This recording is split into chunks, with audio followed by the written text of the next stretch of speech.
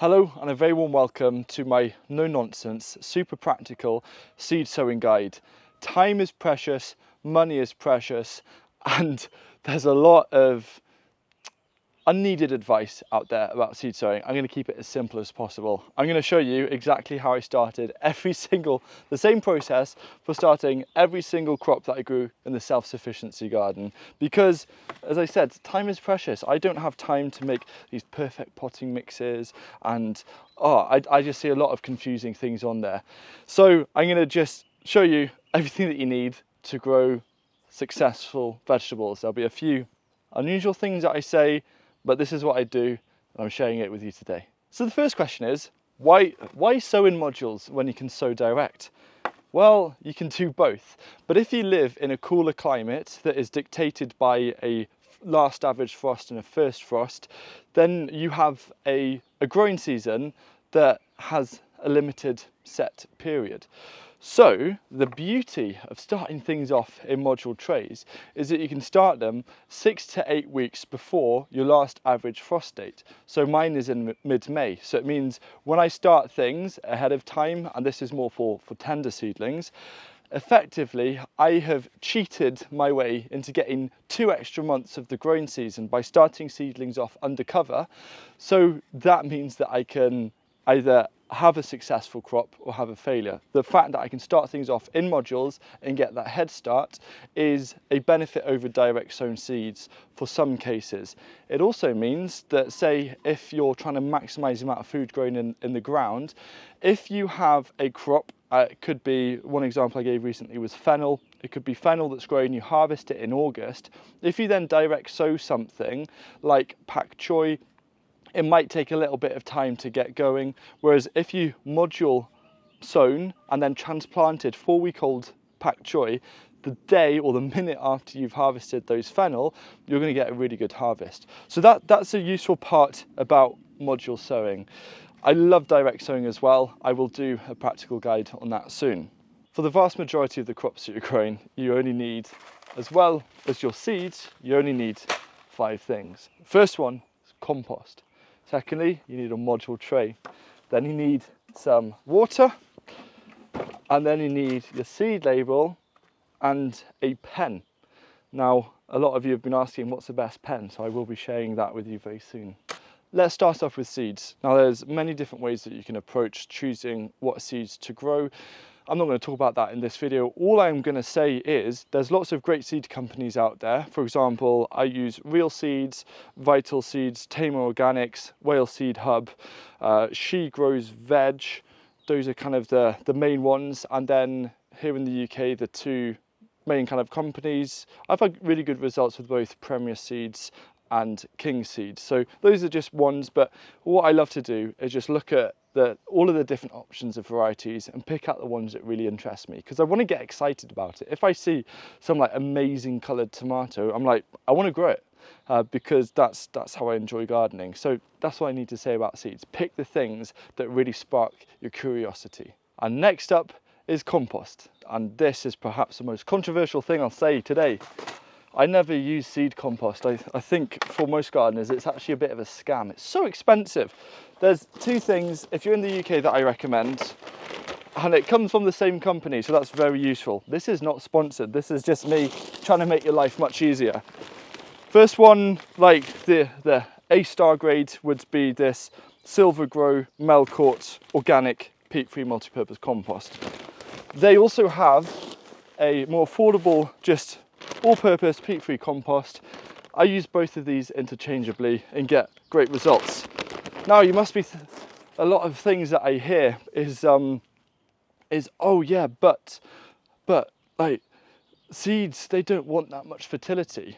So this is where I'd argue kind of against that. They don't need fertility to germinate, but then quite soon after they're hungry things. So the thing that I like to do when starting off seeds and seedlings is I want to grow the seedlings onto a semi-mature stage without spending time pricking out all of those little seeds and potting them up into nice potting compost. I don't have time for that. I want to sow something once. I don't want to pot it on unless it's something like a tomato. I just want to get it out.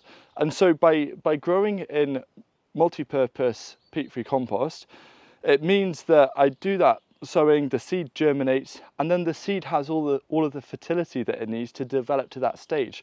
If you live in quite a slug-prone climate, one of the best things that you can do to reduce slug damage is grow on your seedlings rather than planting out these little tiny ones that then get absolutely munched by slugs overnight. So that's kind of the way that I do it. I start off everything, for example, peppers, tomatoes, everything to beetroot, brassicas, all in this compost and get great results. So it really doesn't need to be complicated. It's easy, I promise you. Next up is a type of modules to start off with. So there's a few different ones. These are all from ContainerWise. I do have my own trays. These are the HR10 and HR20, which are modelled off my absolute favourite, the 40L module tray. The only issue is if you have a small garden, you don't need that many seed cells of the same crop. That would be a lot of kale. So you can start things off in smaller. And also Charles Dowding has a range of trays. I use these for a few different things, especially for like starting off smaller flowers, just to plug gaps and stuff. He also has smaller versions as well, which are great for the small scale gardener. So you don't get intimidated by these amount of module trays. You can get ones which have like 15 or 10. The other part is going to be your deep root cell trays. These are great. I only really use them for either growing on sometimes my tomato seedlings. Usually those will be transferred into like a 7cm pot, but I've had really good success with potting on my tomato seedlings into these, but usually these are more exclusive for deeper rooting crops like runner beans or broad beans or fava beans. So the ones that I've got planted up here, I've got different fava beans growing there. And that's all you need. The great thing about these is they're pretty sturdy. So, I can stand on it and nothing's going to happen. The next part is watering, and there's a few different options. For seeds that are a little bit bigger, or ones that aren't going to really get displaced by a bit of water, like broad beans or onion sets or peas, I will happily put a rose on the watering can and just water over like that.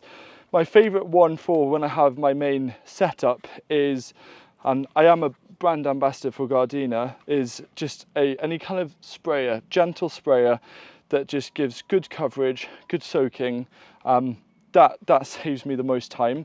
The other option for starting things off in module trays is to, let's take this for example, two different types of beetroot. Is you can get a tray and then you can fill a tray with water, say a couple of inches, pop it in and leave it for maybe 5 to 10 minutes. It's going to act like a wicking process, bring up all of the water.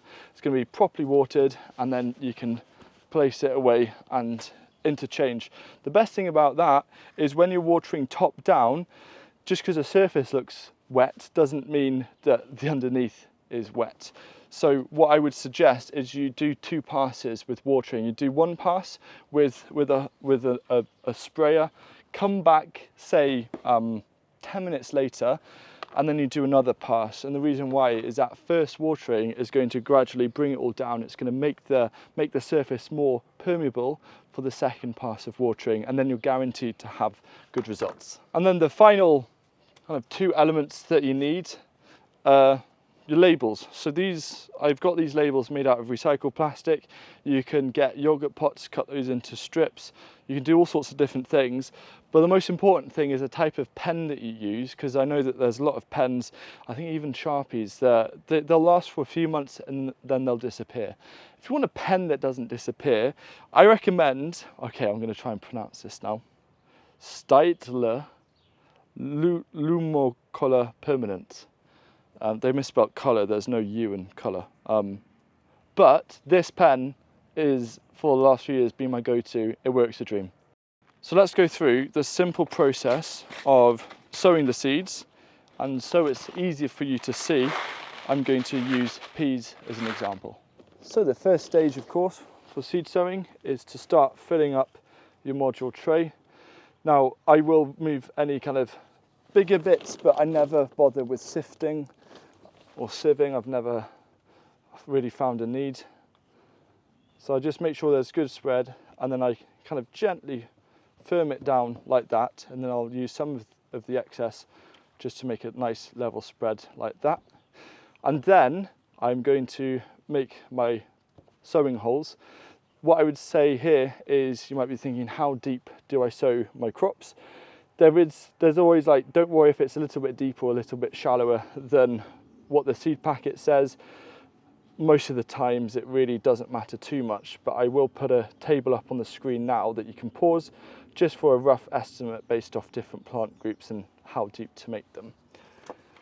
The other thing that I'm going to do is, because these are peas, I'm going to be multi-sowing them, which is a great way to maximise how much of certain crops you can grow or start off. So like with beetroot, you could have 4 or 5 beetroot per module. So instead of, say, having 10 beetroot from this whole tray, you can end up with 40 to 50. So that saves a lot of compost. So here I'm going to sow 3 peas per module. I can just count it out like that. And also on the screen now, where you can pause, I'm showing module sowings for some of my favourite crops, just so you can know how many seeds per cell. Put that in there, and then that in there. Another thing, that it's always a question like, oh, should I not put these seeds back in because there's a bit of compost? Provided that the compost is dry, I've got absolutely no worries putting that back into the packet and growing them again. I'll even do that for seeds that I won't use for another year and have great results. That is now done. I'm going to get another layer of compost just to put over the top like that. And before I water it, because usually I'm doing a few at a time, I'm just going to make a label and put that in so I don't get confused. Now, a little tip when you do your first watering of your new sown module trays is that you can put them in between plants that are growing in a polytunnel to water, so any of the excess water just goes to help these plants as well. Once you have sown your module trays, you then have a few different options of where to store them for the seedlings to then start sprouting. The key though is to make sure that there's a lot of light. So here in a polytunnel, there's plenty of light. If you have a nice south-facing windowsill, that works. Sometimes you might have to just rotate every day to stop them growing into the light. Or if you are very limited, you can look at undercover grow lights. I use those at the moment for my peppers and aubergines because I need that to extend the growing season, and they also need the additional heat inside. Now, for a polytunnel, to maximise space, you could either create like a simple shelving unit over the top of some raised beds and grow underneath, or you can get a mini greenhouse, which is tiered shelves. That lets in a lot more light, and there's an option of having a covering so you get an extra layer of protection. Or another nice space-saving technique is like what we've got here. We've got this wire mesh that's attached to some bits of wood, and we just, whenever we plant something, put it on top. And this works really well. Whenever I'm watering the seedlings, the crops underneath get to enjoy that water as well. So you're maximising the efficiency of that water, doing kind of 2 jobs in one. What's the other thing that will guarantee you success in the garden once your seedlings have started growing? Well, it's having a healthy soil, and having a healthy soil is very simple. This video here is a practical, no-nonsense guide to having a healthy soil so you can enjoy amazing harvests.